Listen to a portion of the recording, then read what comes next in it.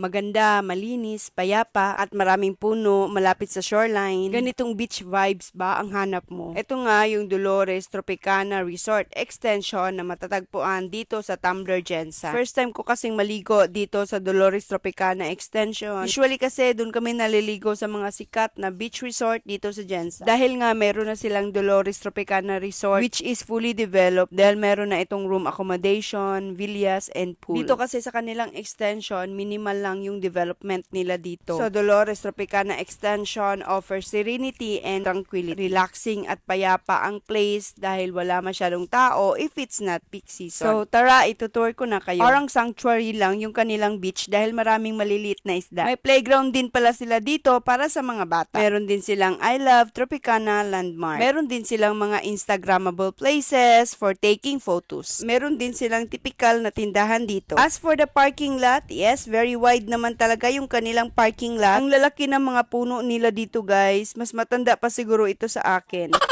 Yun talagang nagustuhan ko dito. Very shady ang place. While swimming, pwede din kayong manglugod para tanggal yung kubal sa katawan.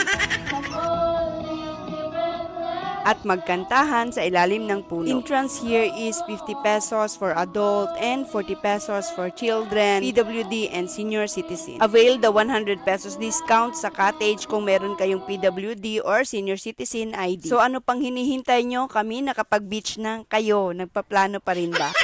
Thank you for watching. This is Gracia. Follow me for more.